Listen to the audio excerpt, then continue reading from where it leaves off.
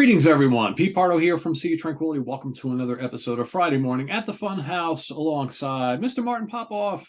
Good morning, my friend. How Yes. are you? Morning, sir. Doing okay. Doing okay. We're getting over this storm in Toronto. We got another small one coming, but I think I'm ready for today. It's going to be a bit of a chaotic episode, I think, but Yeah, we'll it's kind see. of storytelling day. The sun is out here today, Martin. We had Nice. we didn't get your snow. We actually got just rain. Well, it Oh yeah. started off as snow, but then within a couple hours it just turned to rain, and then we got like torrential rain. I mean, I had like 2 inches, actually probably more than 2 inches of water on my pool cover. I had to get that off. So I was out there yesterday in like 38-degree weather with the little pool pump on Yeah. top of the cover, taking the water Wow. off all day. Yeah, we've had really no snow this whole winter, just a lot of rain.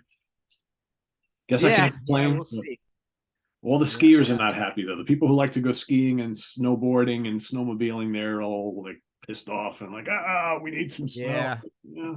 That's up and down here in Ontario as well. My dad's got a few ski days in. He's probably up to 7 or 8 in BC right now, but he says the conditions have been up and down. Like we grew up 15 minutes uphill. We had a world-class ski hill that we skied on our whole lives, right? Which is cool. And dad still Kind of nice loves to have that in your backyard, right? Yeah, Yeah. you're into it. Cool.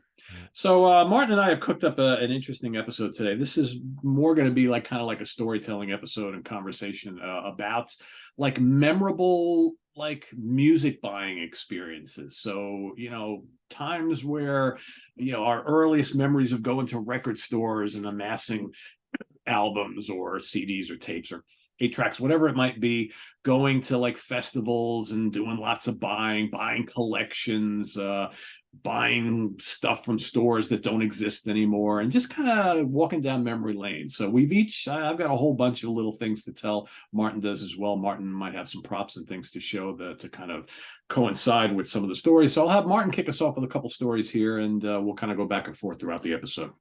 Yeah, so I'll start with right at the beginning. Hometown, Trail, BC, little town in British Columbia, 10,000 people. It used to be 15, now it's 10, but just north of Spokane, Washington. That'll be a later category. But so hometown Trail, right out of school, I had a close buddy who we bought records with all the time. Like we were the two music freaks. His name was Forrest Toop. And we actually ended up working like 14, 15 years old in a record store, a stereo store, TV store. I remember hauling console TVs up and down basement stairs and stuff like that to the repair area and all that. But we ran the record department eventually and grew it to something cool. And I always show this one because the funny story is in this New York Dolls album, for some reason, they had a ton of these that they weren't returnable. They had, it's a super rare record now, but they only made 2 albums. We had that many.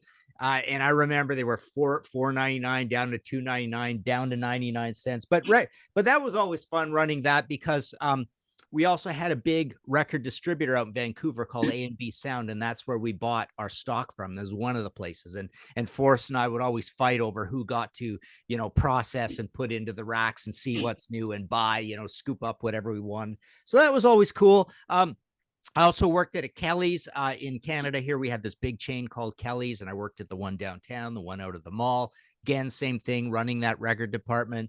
We had Little John's, we had Coos TV, Union Peters. So they all had this good stock of stuff. They were always really good with getting things in. For a town that small to have that many good record stores, that was always really cool. And yeah, another funny story is I remember the guy at Little John's drugstore.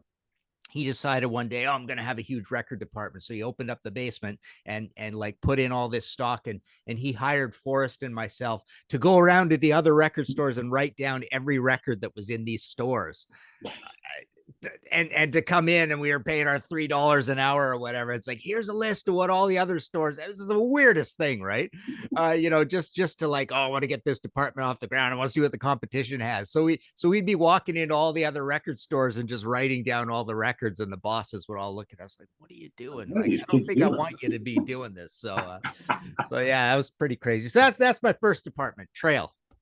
Cool. All right. So I'm going to go all the way back to the beginning. So before I was old enough to actually go to the stores myself, my father. So I grew up here in the Hudson Valley, and my father, even though we lived up here, my father commuted into New York City every day. Took the train early in the morning, about an hour plus commute, coming and going, and he worked in New York City downtown by City Hall. Mm-hmm. And 2 blocks away from City Hall was this very cool record slash music store, because they sold like equipment and all sorts of other stuff, called J&R Music World.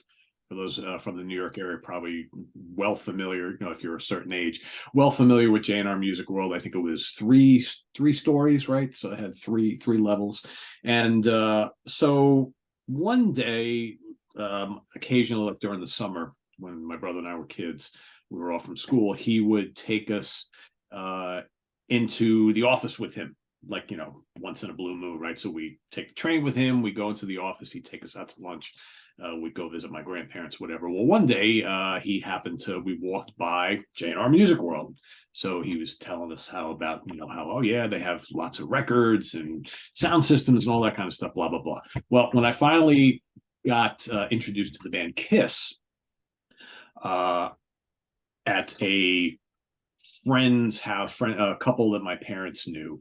They had a teenage daughter. She turned me on to Kiss Live. It was the first real band I ever got into. Other than that, I had Walt Disney records and Spider-Man records and all sorts of other stuff, but nothing music related. So I was like 10 years old. This is 1976, and turned me on to Kiss Alive. And I was like, oh, I got to get something by Kiss. So, I used to get a little allowance every week, 50 cents or whatever it was. So for the next couple of weeks, I saved up enough money. And I said to Dad, I was like, if I give you $4, whatever I had, I don't know, it was next to nothing, can you go and pick me up Kiss Alive? And he's like, okay, is that what you want? I'm like, yeah, that's what I want. Okay. So I remember giving him those couple singles, right? And or the change, whatever it was, and all excited. It's like, you going to go today? You going to go today, Dad? Yes, I'm going to go today. So he comes back that night with the yellow J&R music bag. They all were yellow. They were all bright yellow, big J&R Music World. And I was all excited. I opened it up, and it wasn't Kiss Alive. It was Destroyer, because apparently Destroyer had just come out. I didn't quite have enough money for Kiss Alive because it was a double album.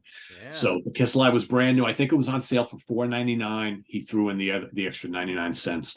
And I was a little disappointed, because I was like, well, I really wanted the one I heard at that and I don't even remember her name, the album that she played. But then I remember playing the album and totally not disappointed at all. And then over the next month or so, I saved up enough money to then go buy Kiss Alive, which he picked up for me. But that's how it worked for the first couple of years. I would have to ask him to pick me up albums from J&R Music World. And I remember it like it was yesterday, Martin, the excitement of waiting for Dad to come home with that yellow bag from J&R Music World. And this would go on for a couple of years until I started discovering record stores in our local mall, which I'll get to in my next go around here. But yeah, he would come home with, Kiss albums. He got me both the Alive albums. He got me double platinum. He picked me up some Steve Miller Band albums, Paul McCartney and Wings, the Eagles, ELO. These were some of the bands that I was into right around that time before I started getting to heavier music.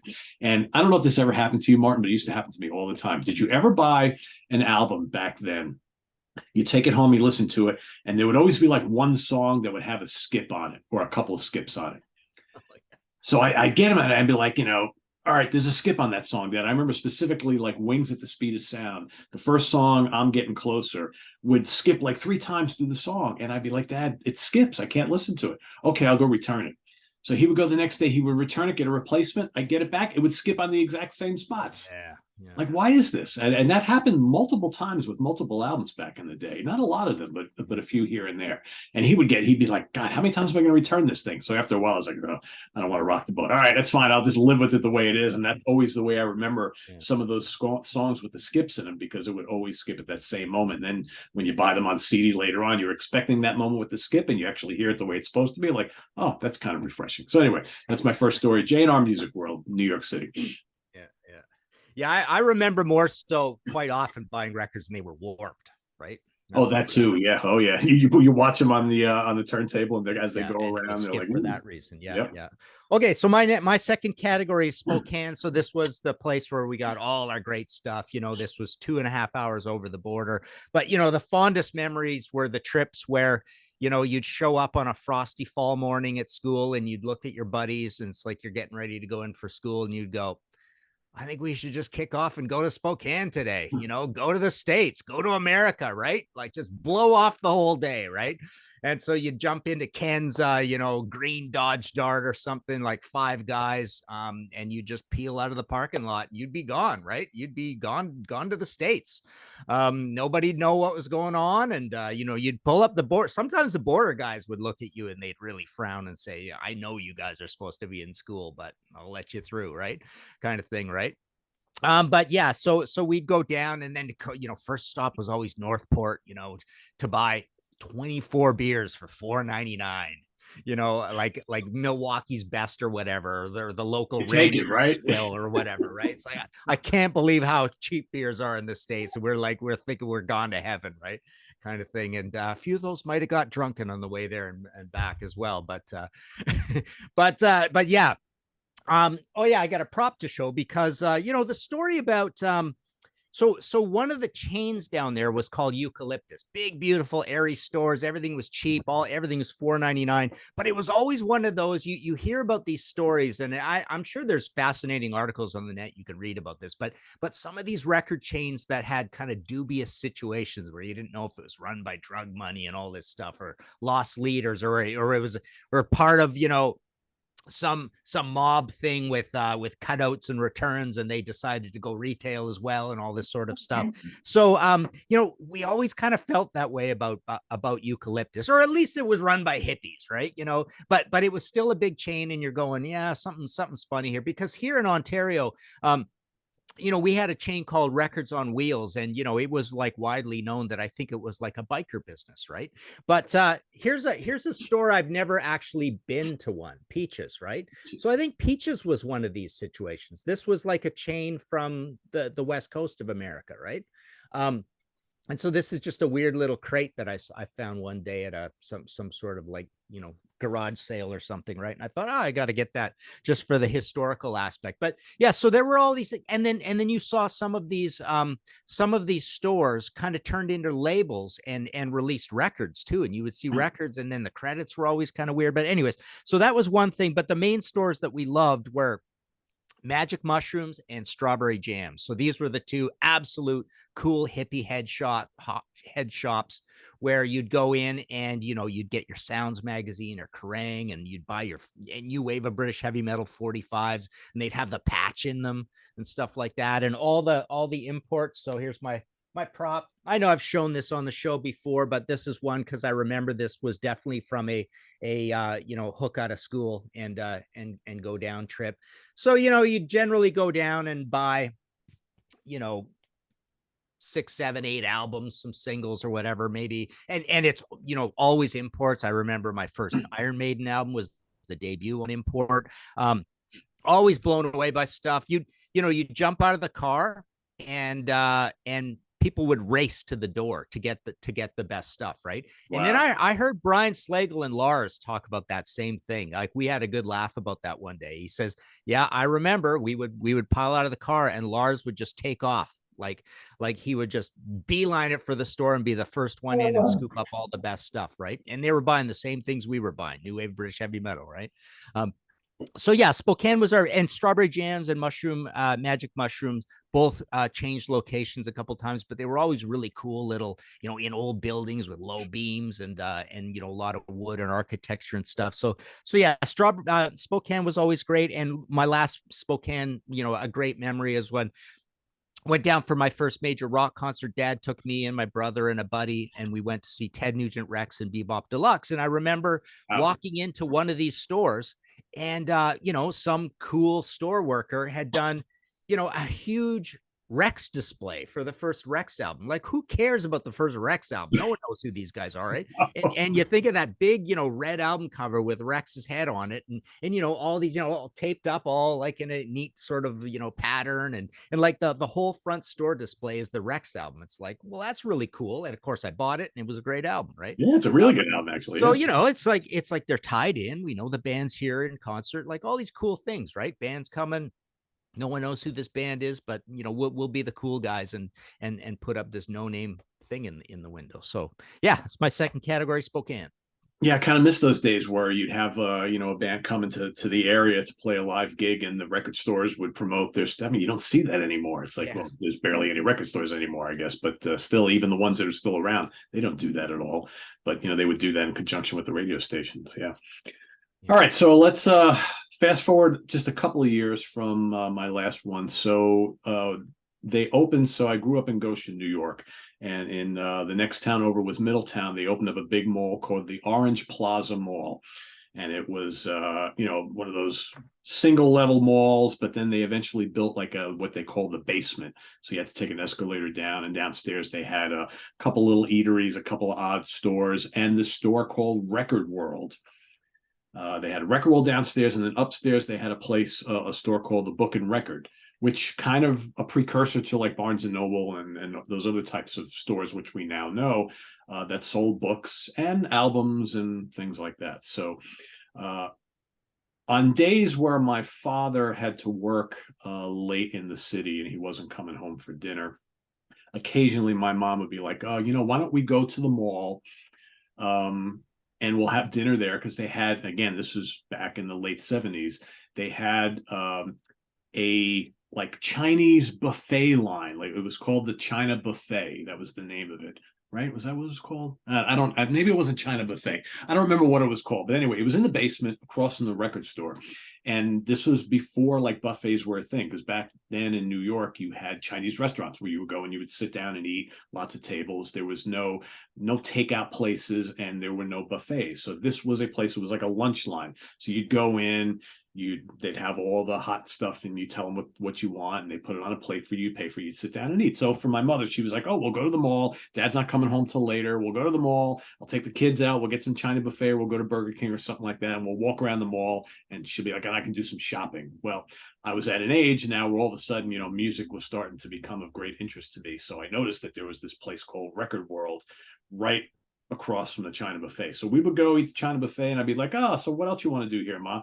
I was thinking about going to Sullivan's or going to Macy's or whatever. And I'm like, "Would you mind if I meet you upstairs so I can kind of go in here and see what they got in Record World?" She's like, "Okay, well, don't take too long and we'll be right upstairs." I'm like, "Okay."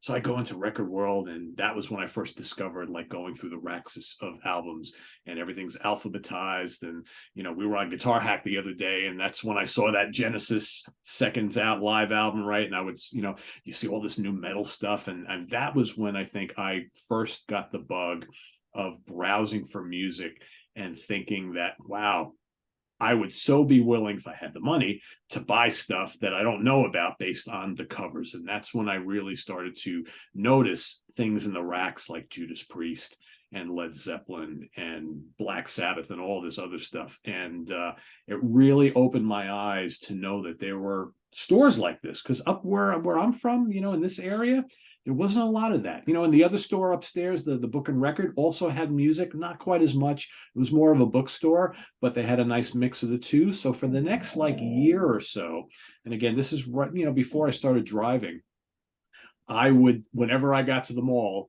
whether my mother or my parents that took us there, I would make sure to go in. And instead of now asking my father to buy stuff for me at J&R, I was like, I'm going to go shop for my own stuff.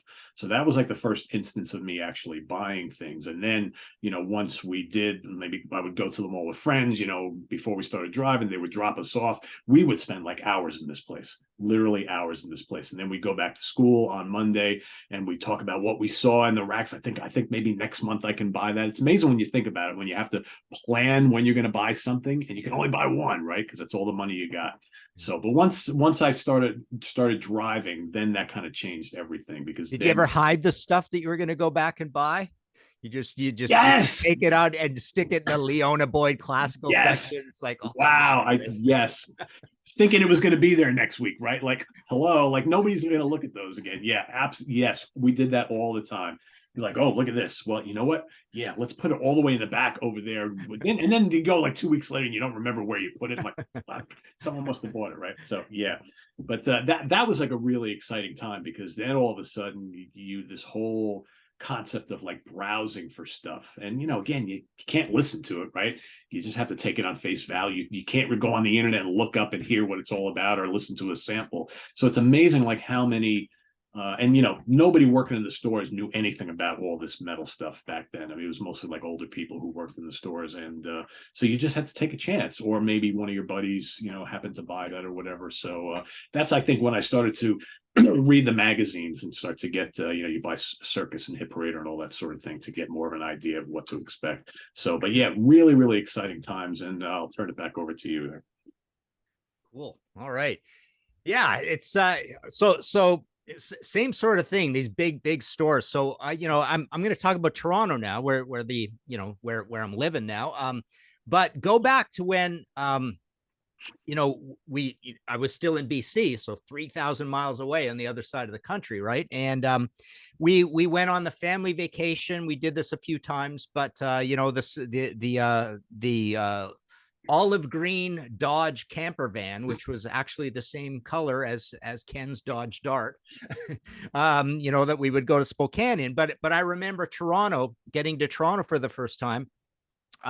It was known, like, legendary, how legendary Toronto was for having these massive few record stores all basically right next to each other. So you had the huge Sam the Record Man, which was the flagship store of a chain across Canada. You had the biggest Kelly's probably that there ever was, and again, same thing, it was a mix of stereo equipment and records. Most of the stores were at that time. And you had another big Canadian chain called A&A Records. So you had these three massive stores. And then later on, when I got here, a couple of those are gone. But now you've got Sunrise Records and Tapes, and Tim Henderson, my buddy here, we ran the magazine with. He was running the flagship metal department at the flagship massive HMV store. Then we had Virgin come in, and they went out of business pretty quickly. And then you also had a vinyl museum and a few other used record stores that were flocked around the same place. And I remember from economics class, I don't remember why this is, but do you remember ever seeing those examples of why gas stations are all like on the same corner, kitty corner to each other? Like, why are they close together, kind of thing? And there's an economic. Why is that? Yeah, I mean, I always wondered it. Yeah. But that happened. I guess that same theory is why there was just this massive record buying mecca, all at Yonge and Dundas. Boom, ground zero, busiest intersection of all of Canada, right? All these massive record stores. And yeah, that's the other funny thing about record stores, right? I mean, they used to be in prime real estate, and then they were in farther away, and they were in the burbs, and now they don't exist at all. If well, they do, but forget about ever thinking. You walk around prime real estate in a big city, and you go, I can't believe there used to be record stores here. Like, this is just ridiculous, right? But because now it's all just the big fashion stores or whatever. But I remember the original Kelly's on one of those trips. Like, you remember what records you got in a store, and I remember in that original Kelly's, that's where I bought Budgie Budgie and Budgie Squawk, and one of them was an import, and I still have my copies. One of them was a UK import, one of them was an American import. Right. So, in Canada, we had American imports too, and they weren't quite, you couldn't quite as much tell, and they weren't as expensive as UK imports. But so anyway, so Toronto, we had one of my favorite things. So Vinyl Museum would have a half price sale. We had another one, Discovery, who had a half price sale. And this was early on in the internet. I fancied myself a little bit of a internet retailer, because I'm not very high tech, but yet I figured out how to do this. And there was this big database called gem.com. And I would use Gem, and I'd be buying and selling stuff on Gem. It was kind of fun. So yeah, so when the 50% sale at Discovery would come around at Christmas, I'd load up. I'd buy like 2, 3, 4 crates of records, right? And another fun story. This I'll use as the prop for this awesome Highway Child album, Storybook Heroes. This is like drunken, heavy, killer Def Leppard, High and Dry version of Def Leppard. This is better than High and Dry. Yeah. So this is a Dutch import. So we had a really cool store here called Record Peddler. So this is now I'm living here. So this is the early 90s, but it was, I guess he was going out of business. He changed locations a couple times, but after a while, maybe it was with switch over to CDs, but he had all these, mostly mainland European metal imports. It was kind of leaning that way rather than new wave of British heavy metal, because I think it was leaning to new releases from 84, 85, 86 instead of, a few years earlier. And they're all sitting in big record, in big record, like almost like, slid in like you would have home collection, right? Like behind you, right? And so he would allow you down there if you were a regular buyer, and you'd go through this, and it was all brand new, and it was all like, originally $7.99, $8.99, now down to $4.99. Now everything's $2.99. Some of it went at 99 cents. But yeah, me and all the metal buddies here probably bought 200 to 400 albums in this guy's basement as he was phasing this stuff out and realizing that I guess nobody wants it except for these few freaks or whatever. But that's when we were buying like Gravestone and Glory Bells Band and Mad Max and Killer. So yeah, there's a lot of those cool German labels like Steamhammer. What are some of the other ones? But yeah, it was mostly like German and Belgian and French sort of stuff, BB rock, like just all this weird European import stuff. That's where I got all my Torch albums, right? All that stuff, same thing. So yeah, a lot of Swedish stuff as well. Axe Witch, was a regular down there.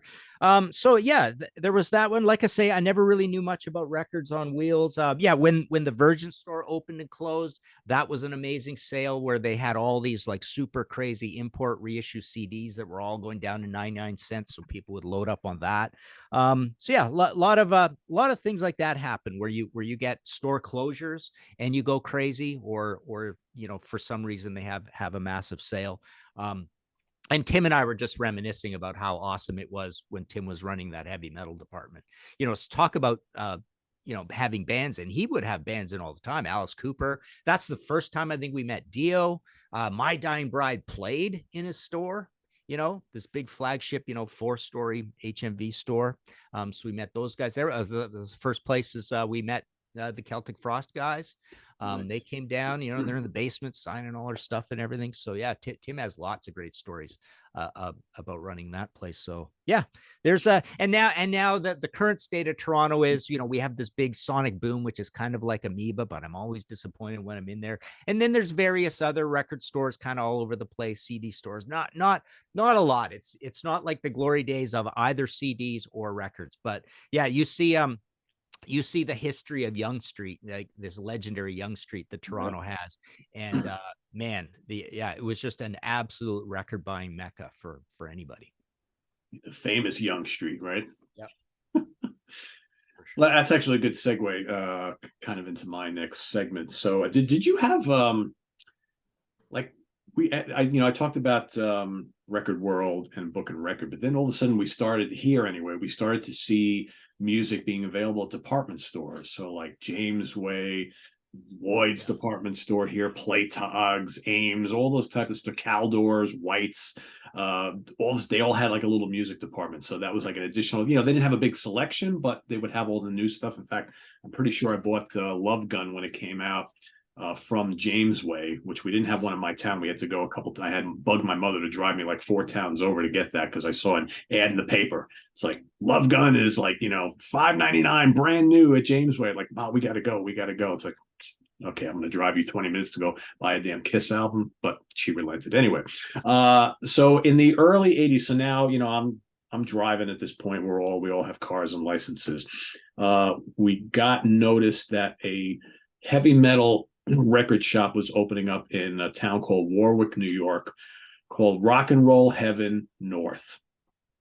So this was basically a satellite store opened up by John and Marcia Zazula, of course, from Megaforce Records. They had Rock and Roll Heaven in New Jersey. They came and they opened up a small little shop in Warwick, New York, that I think I went to about 3 or 4 times. It was right around the time they opened up when I was getting ready to go to college. So I think they opened up like in the summer of 84, if I remember correctly. And they only lasted there a short period of time because the town where it was in was out of the way, small little town, not a lot of traffic there. So they died a quick death there, right? Because just the area just couldn't support it. But the times I went there, I mean, they had Anthrax there, they had Overkill appearing there. And I remember the first time I walked into this place, and again, this is, mid 84, walk in, there's the two of them, right? There's a whole bunch of other long-haired guys, leather jackets hanging out and everything. And me and my buddies walk in, and I hear them cranking this song like when I walk in, and all I hear is this riff, and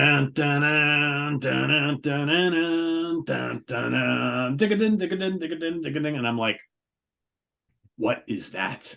And I walked up to John and I was like, what are you playing? This is awesome. He goes, it's the brand new Metallica album, Ride the Lightning. We have it in stock. And I'm like, and I remember because I had listened to Kill 'Em All a little bit, but I was not really that much into thrash yet at the time because thrash was fairly new. You know, I was listening to Def Leppard and some of the other, like Saxon and some of the other new wave of British heavy metal bands, right? But hadn't really ventured into that, hadn't started listening to Slayer or Venom or anything like that yet. And I remember just looking at all this stuff that I was all unfamiliar with and like, wow. So I came home with that. I bought an Anthrax album. I think I bought the first, was the first Overkill out yet? I don't remember. And then I remember like going there a couple more times, buying a couple things here and there, but being very careful about what I'm buying. And then went off to school, to college. And then I had heard, then when I came back from college on a break, drove to Warwick to see The Place Gone. And I was like, oh man, it didn't make it. I was like, well, that really sucks. Well, like a year later, all of a sudden I got news that this cool other new heavy metal shop opened up in Middletown, New York, called Rock Fantasy. And that was opened by Steve Keeler.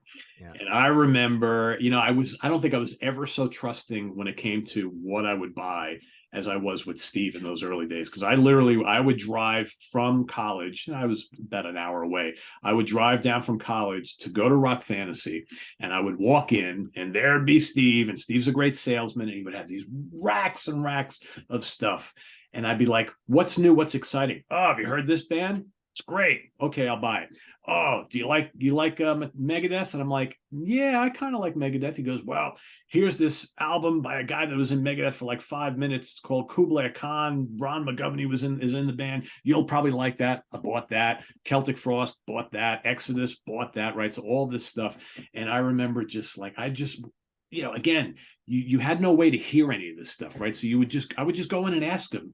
And after a while, you begin to trust his recommendations and his suggestions. And, you know, not everything was 100%, but man, I bought so many things there, just sight unseen, hadn't heard anything, just based on his recommendation or how cool the cover looked. And man, that just became the norm at the time, right? You just bought things because of word of mouth. Someone else said it was good, or the cover looked great. And there was all these underground metal bands just exploding all over the place. And man, those early mid 80s were such an exciting time to be a music fan if you were into metal, because there, you know, you had all the new wave of British heavy metal stuff was already out. You had all this underground thrash stuff, the early extreme metal stuff. I mean, it's just stuff coming up from Japan. He would have all these Loudness albums with all the song titles in Japanese. I'm like, I don't know what the hell any of this is. I'll buy it anyway. I don't care, you know? And it was a really, really great time to be a music fan. And I looked forward to every time I was home on a break from school, or even when I wasn't. I mean, Martin, I braved a horrible snowstorm the day the Whitesnake 87 album came out. I drove an hour in awful snow. I thought I was going to die just to go there to get the 87 album from Whitesnake. I mean, that's how like committed I was. And, you know, again, how did I even know about the release date? I don't know, because you've read about these things in magazines or in newspapers. It's not like you had the internet for anything. So it's just weird to go back and like, how did we know when stuff was coming out? Yeah. No idea. Did I call Steve on the phone and be like, hey, Steve, what's coming out next week? Oh, new Whitesnake's coming out next week. All right, I'll be there. And then like see the 6 inches of snow outside. I'm like, I'm taking my little Chevy Chevette and I'm driving, you know, 10 miles an hour for 40 miles or whatever. Yeah, it's crazy. But that's what we did back then. You had to get whatever yeah. That's funny. It brings up a memory of that relationship with the clerk, right? Because you know, sometimes like you'd want to walk up to the clerk and ask him if something's out yet. You know, he probably doesn't have it yet, but you just want to impress him, right? That you're really cool. You know, is this out? Is it? You got that in yet? Right? Or whatever. Or you know, you were really you're really pumped up when you'd go up with your records and he'd say, wow, yeah, you're buying some really cool stuff, right? So the old hippie thinks I'm cool, right? Kind of thing, right? Which is always funny. Or like you say, I mean, you sometimes go on their recommendations, they'll, all the you time. show them what you're buying and they'll say, oh, did you check this one out? And then, if you were wary or whatever, they would play it for you, right? Because they love selling you stuff, right? They Yeah, love well, like he was turning good you on to because he something you would really play like. stuff in the store, and Yeah. he used to. I mean, Steve and I know each other now almost 40 years, and he used to joke with me. I would show up from SUNY New Paltz, right, and I'd walk in. He goes, there's Pete Pardo, my best customer, because he knew I had very little money. Because who has money when you're a college kid? And I would spend every dime I had on a stack of albums, and then I go back to college. So every time he saw me walk through the door, he was like, yes. Yeah. Like, I'm going to get him for at least 5 or 10 albums today, right, or whatever he can afford. Yeah. So yeah, it was just a great time, great time. One other thing you brought up, which is funny. So yeah, in the department stores, I remember, many department stores were regular visits. But one of the things the department stores would sometimes do is they would have some really bizarre reason that they had a whole bunch of cutouts and deletes, right? I almost picture in my mind some of these department stores. Half the selection was just normal, sensible new releases, and half of it they've made some crazy delete buy, right? So you'd be combing through all this stuff and buying all these things for 99 cents or $1.99, hoping one or two of them was pretty cool, kind of thing, right? But you're going, what? Why do they have all this stuff? I've never seen any of this stuff in Yeah, my they life. bought way too much inventory. I bought UFO Obsession in a cutout bin for 99 cents, believe it Yeah, or not, yeah. like a year after it came out. And sometimes they'd have just ridiculous quantities of things, and then sometimes those quantities would all be mixed together, so you'd just be plowing past 30 copies of the UFO, all sprinkled all over the place or whatever, right? Yep, So yep. yeah. All right, my next category is well, let's do another sort of city category. Vancouver and Victoria. When I went to first year university, then Nelson was second year university, then back to Victoria. So yeah, to sell. So this is my original copy of Black Sabbath, Heaven and Hell, and so this was bought at A&B Sound. So in BC, anyways, maybe Alberta too. I think Calgary had it, but it was like the really well run big corporate store where everything was super on sale, and it would be if you were going to Vancouver, 7-8 hours away from Trail, A&B Sound was the mecca you would go to, and that would be your new releases for $4.99 or whatever. But I remember walking in the door, and right by the they even had the turnstile thing to get in and all that stuff. And right by the door, they had a stack of these that must have been this high, just like all stacked up. It's like right by the thing. It's like, wow, and they were cool enough to know that, hey, the new Black Sabbath, pretty important. A lot of people be into this, right? So I remember flipping it over and seeing that, bizarre back cover and thinking, wow, that's kind of interesting.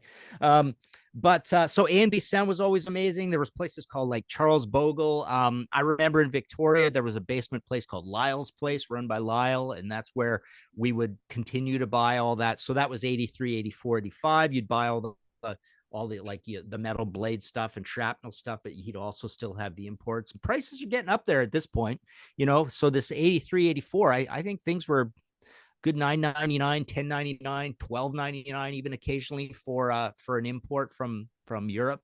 Oh, for the But I imports, yeah, remember, for sure. my Manowar Hailed England came from there, so he had a great selection. So yeah, you just continued buying through college situation, and those were always great towns as well.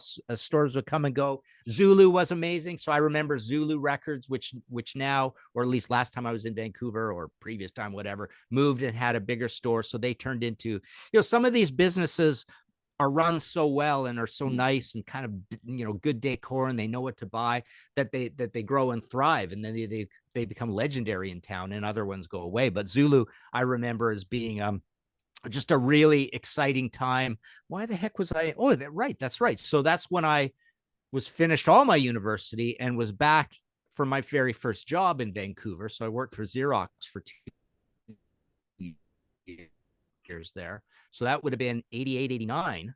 And that's right. So that's when you would go into Zulu, and Zulu, Vancouver's just above Seattle. And that's where you had this direct main line to all the great new grunge stuff was coming out. So I remember getting the Mudhoney EP there, the Soundgarden first EP there, the first album there. That's where I got my Nirvana Bleach. So that was really cool. We had our own little uh, supply chain direct from Seattle of this cool Sub Pop stuff up into Vancouver. And of course, we had Sons of Freedom there as well, and there was Slow. So there was a tiny bit of a grunge scene there as well. But I remember that's where I got my first the first two DOA albums.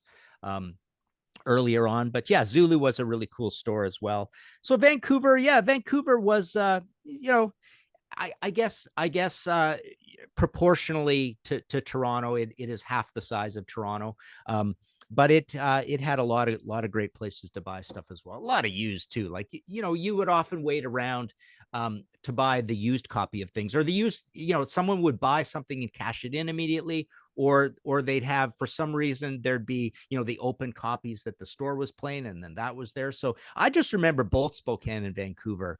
I would say 30 to 40% of the time you were buying some new release that you were into and waiting for and wanting to get as a used copy, and wondering, I don't know how it got there, but instead of paying $4.99, I'm going to pay $3 for it.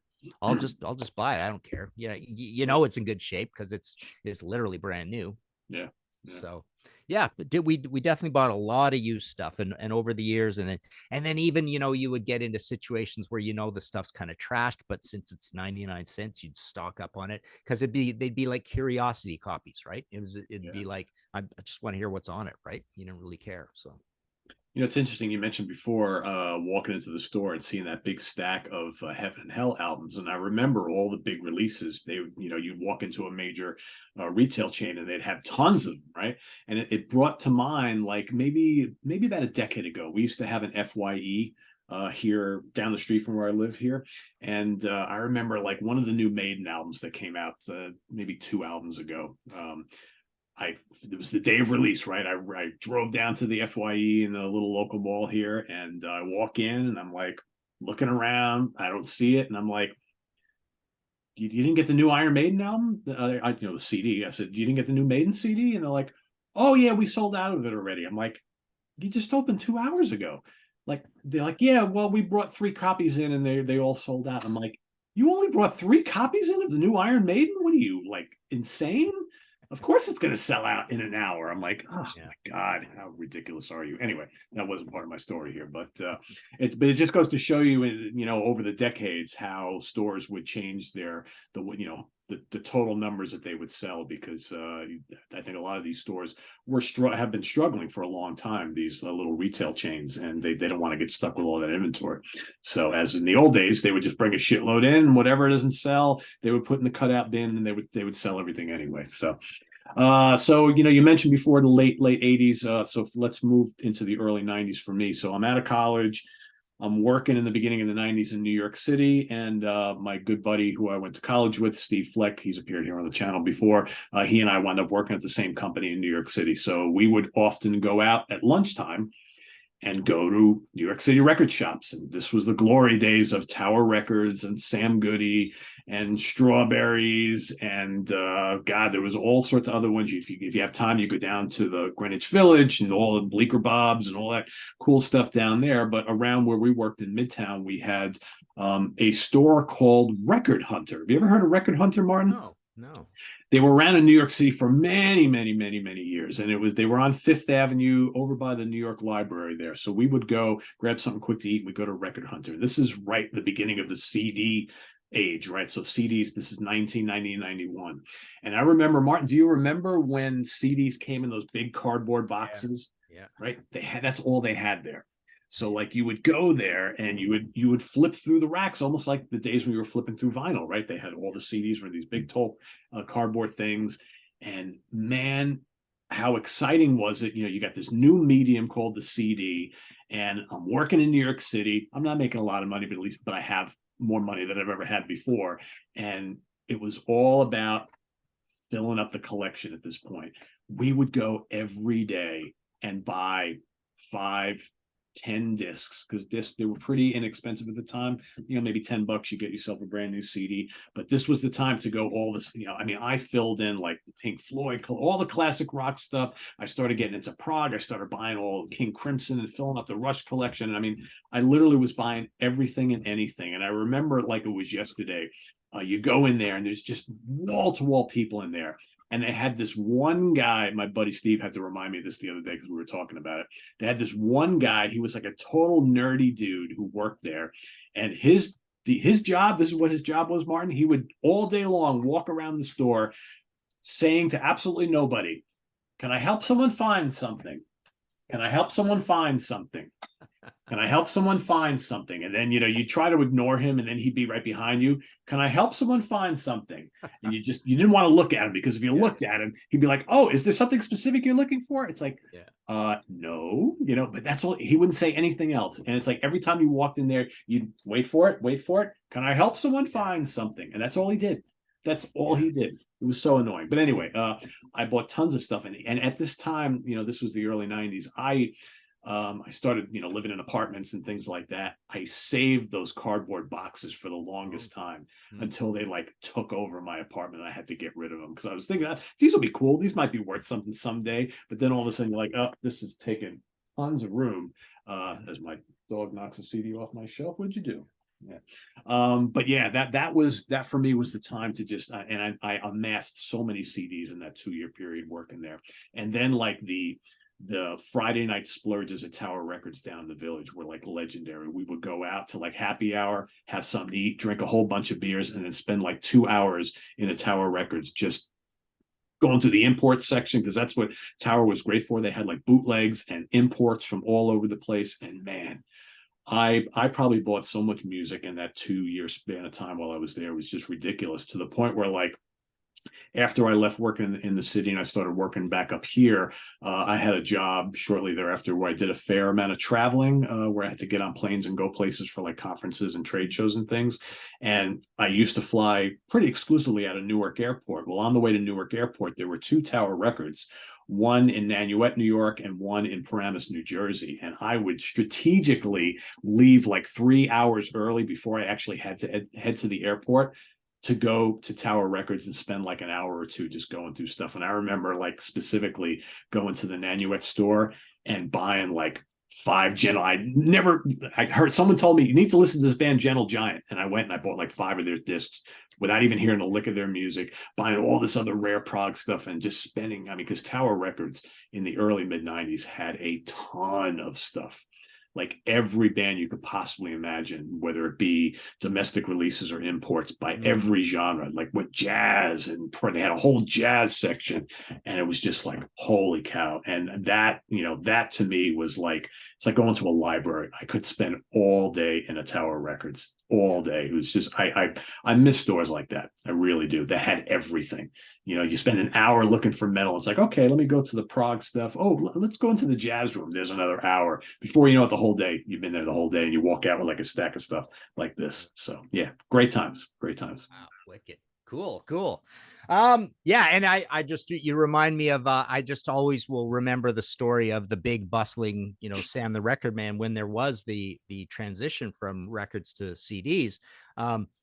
And I remember like resisting right up. No, I had nothing against CDs. They were just way more expensive. But I remember the very last things I could buy on vinyl brand new were Aerosmith Pump and Red Hot Chili Peppers Mother's Milk. And I remember getting those on vinyl, and that was the last time. After that, you were forced to buy the CDs. So yeah.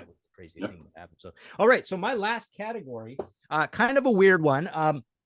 Basically, I've bought a couple very large collections just for the heck of it. A couple of times. I remember, boy, this one I even forgot about. So I drove to Niagara Falls once, gave a guy $1,000 for all his Queen stuff. So got him all this big pile of Queen stuff. And I regret not buying the Freddie Mercury signed. He had a stand-up thing, but he wanted too much money for it. But I bought the rest of it. So a crazy story. Another one that I was really fond that I did. So there was a guy. I worked for Capitol Records. He lived in Kitchener, which is just an hour from here. I bought a whole bunch of paper goods from him, like press kits and promo photos and autographs. I love autographs, right? Of course, as people know here. but I get a lot of Really? heckling as well. Yeah, exactly. But so in this, he had all these signed things all over the walls, like these promo photos and stuff, but also in all his business stuff, there were all these signed things. So I was buying up, essentially, I left there with exactly one milk crate full of paper stuff, right? And $500. And I was picking out good stuff. I knew there was some good stuff in there, but as I went through it, I found so many amazing, cool autographs that I didn't even notice I had. A fully signed sticks from the 70s on like some hotel stationery, like a Morrissey picture signed. What he would do sometimes is he would just like, I guess opportunistically, oh, Morrissey's coming into the office. Quick, I need something. And he'd like cut out a picture of him from a magazine or something. So that's what my Morrissey is. It's just a magazine photo sign. But so this is one of the coolest things I have. The Jam. I know they're not a huge band, but I've never met them. I've never interviewed them, but that thing is fully signed at the top in pen. And I got some Paul Weller and some Elvis Costello, BB King, a whole bunch of blues guys because he ran a blues festival as well. But just a whole pile of that sort of stuff and press kits. And he had, for some reason, like all these research materials, all these cutout articles about the Beatles and the Stones. So big fat, things that just, it's just all falling apart newspaper articles, but it's just kind of cool to have. Right. So that was a big purchase. Another time, a buddy of mine here's a big mover and shaker in the record, in the buying and selling of collections business. And, I've probably said this story before as well, but at one point, and this is why I have all these amazing old ads from all the, the English newspaper weeklies throughout all my books, right? So one of my favorite purchases from him was something like 5 big, huge, heavy plastic tubs full of like 750 copies of Melody Maker, Record Mirror, Enemy, all from like literally from as early as like 68, 67 through to like 1981. 182. And I had all these. I loved going through them for research materials, but cutting out all the ads and keeping the ads, I still kept all the ads. So I've got 4,000 like literally the hard copy ads, and they're just old newspaper stuff, and they're of course falling apart or whatever. But at one point, I thought as a cool little business, I would start. I found a place that plaqued things up, so I went and plaqued up on particle board, and they would have red, or they would have like silver or black. And so that's an actual ad plaqued up and glued on there. So I went and did a bunch of this. And when I would go in record shows with my books and records, I would take these, and they sold pretty well. And I remember even a local TV show had bought some from me to stick in a little decor thing they were doing. And then I had a buddy who took the rest of them off me. But I eventually decided it was not a good business to be in, because they weighed so much and they took up so much room on this particle board. Like this thing here weighs probably 3 pounds. Right? Yeah, it looks. And you put 20 of these in a milk crate, and it's all of a sudden almost too heavy to carry, right? Yeah. And so, but it was neat. And people loved it. At the record shows, people were into it, saying, "Oh, these are so cool." They buy 2 or 3 of them, around Christmas time or whatever. So that was fun. But from Akeem also, that's who I bought. I've got my big frame ZZ Top 10 CD, like Diamond CD Award, and some other things like that, autographs, promo items, because he would basically buy these really cool collections.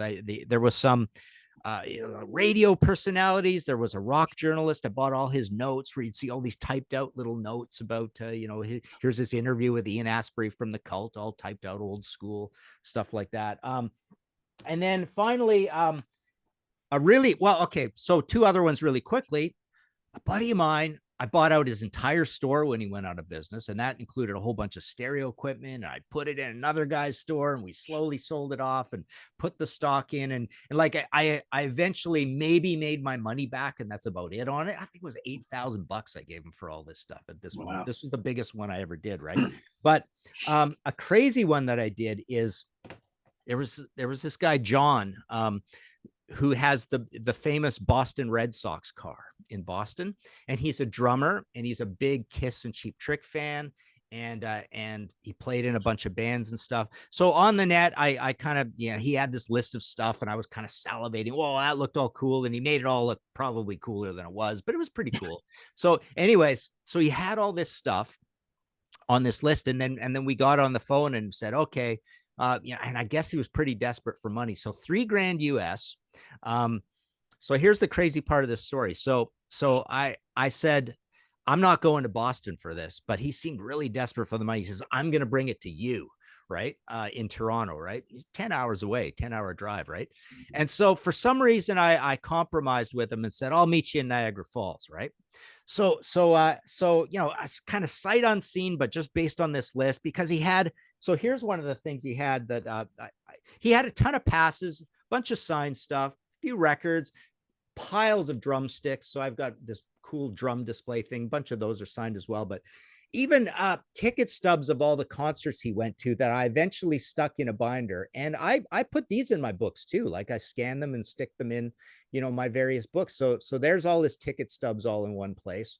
But stuff like this, look at this thing. This is a signed drum head by all of Boston. Nice. Right. Gary, Brad, Tom, Fran, all to John, mind you. But yeah, so I've got stuff like that on my wall.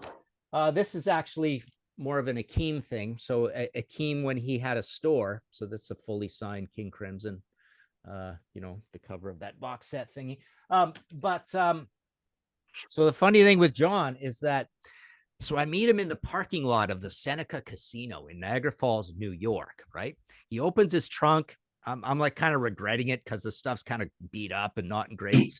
And he's just kind of tossed it all in his trunk, in this weird Boston Red Sox car. I'm thinking, all right, well, geez, I guess I got to buy it. I said I would, right? And I'm looking at it saying, when do you see this much stuff all in one place? He had big framed up stuff like this. I've got this massive, fully signed Cheap Trick animated poster kind of thing, which is cool. And he had some Gene Simmons things because he's kind of like a big Kiss fan. So yeah, there's a lot of Kiss stuff in there. Set lists. Like I never got any set lists at concerts. I thought it was just cool having these set lists with, a boot mark in the middle of it and stuff like that. Right. So I thought, all right, I'm going to buy this stuff. And then something clicked in my head and said, you know what? My partial out of this, if I don't want to buy this, I'm going to say this to him because I'm going to insist on this part of this deal, right?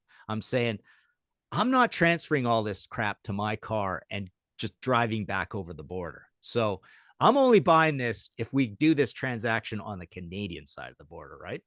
So we both get in our cars again and we're driving, and there's this like $1.75 toll to get onto this part of the border thing, right? And he pulls up to it. He jumps out of the car, runs back to me and asks me for $1.75. I'm thinking, well, that's kind of weird. Like this guy really needs this money, right? Like this is like he didn't have the money to pay this toll or whatever. So okay, all right. So then we go up to the border. So I'm sweating bricks, right? I'm like, well, why did you go to the States, right? And this guy behind me, which now I'm thinking I really do want to buy all this stuff, right? So I'm ahead of him, right? At this point, I don't know how that happened, but I'm ahead of him. And I didn't know what story to say, right? I'm like, how long you been in the States? 20 minutes. What were you doing there? Well, I'm buying all this stuff, but I wanted to buy it in Canada. And so I had this convoluted story and thinking, okay, so, and then the funny thing is right in front of us, there were these cars pulled over, and there were all these cops with guns and dogs going through these cars and thinking, wow, something heavy is going down here, right? Yeah. At this border, right? Today. So I get through the border, like I'm just like lying, I guess. I don't know what, I half lie, half the truth. It's like this crazy story because I didn't want John not to get through the border at this point, right? So I'm thinking, okay, well, that's great. I'm through, and I don't know if I'll ever see this guy again. I haven't given him his money yet either.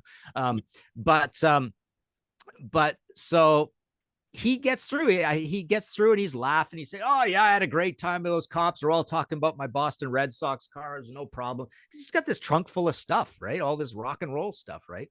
So, anyways, we pull over, and then we go to this abandoned hotel, like parking lot of this seedy motel, and we're just two cars in this parking lot, sunny middle of the day. Niagara Falls.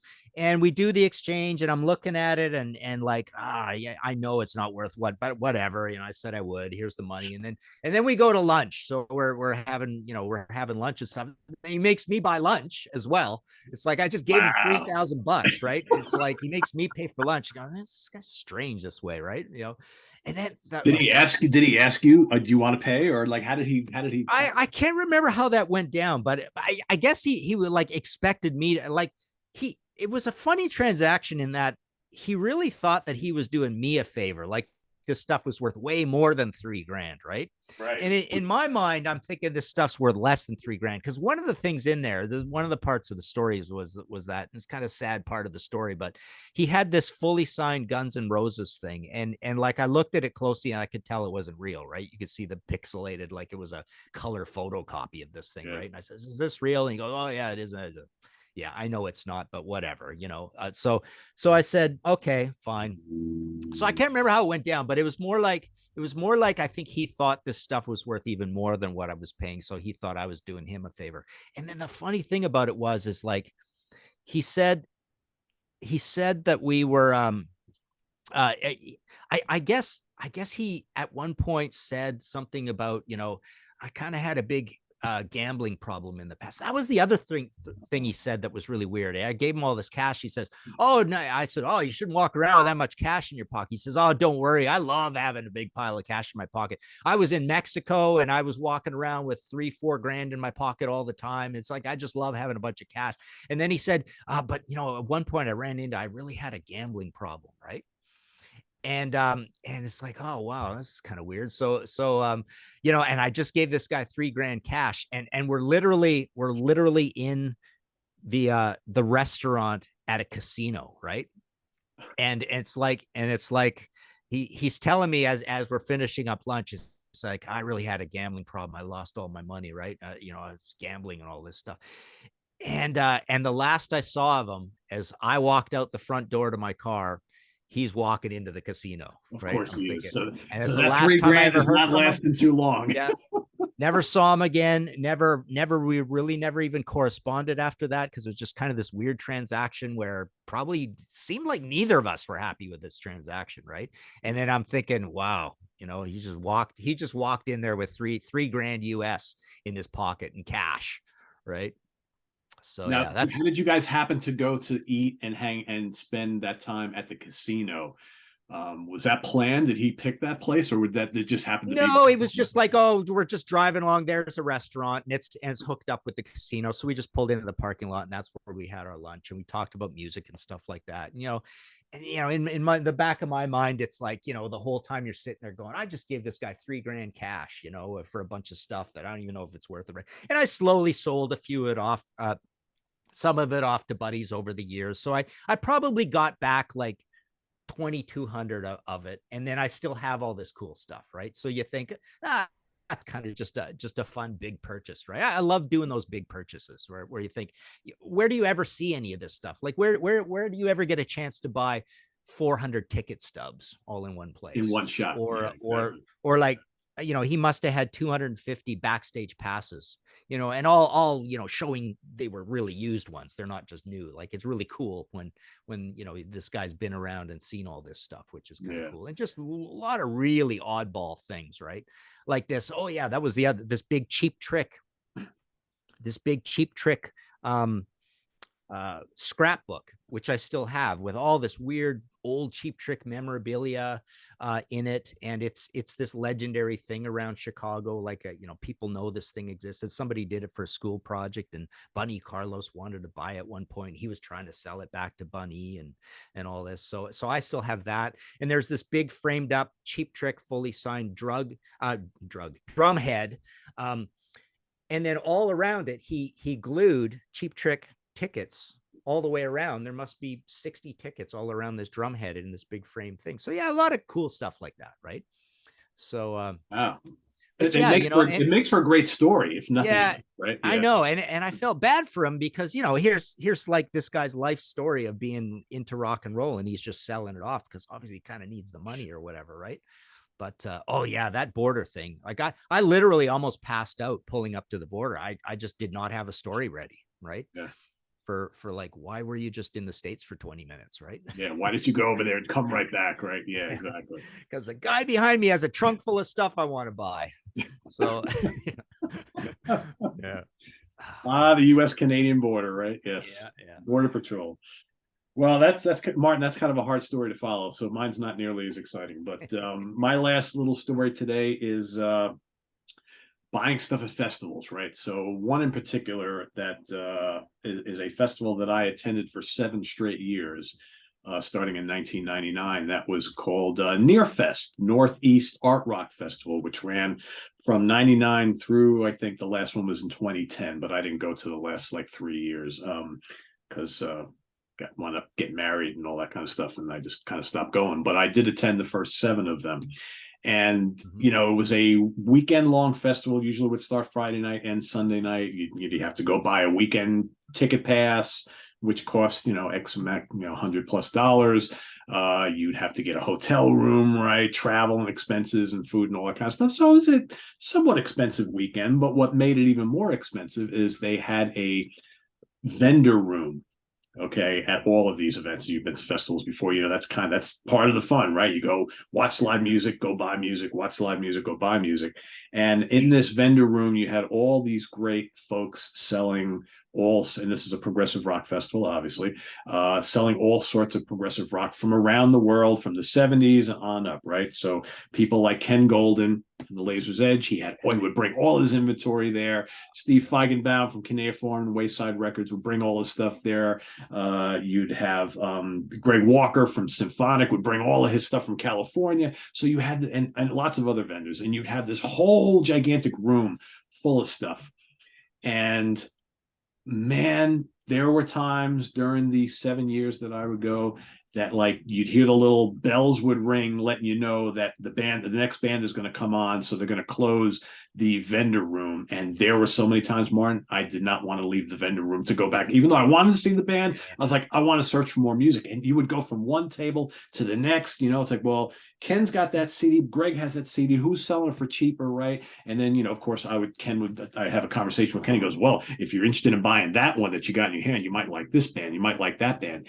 And I used to go home with $400 or $500 worth of CD purchases from every single festival. That's how I really filled up my prog collection, like really, really quickly over that span from like 1999 through 2006. I mean, it's just unbelievable how much I would come home with, like bags and bags and bags of stuff. And, that's why, a place like that is where you can go and get all these rare CD imports and stuff from bands from like Czechoslovakia and Russia and France and stuff. And you're not going to find this anywhere else. You're not going to find this in Tower Records.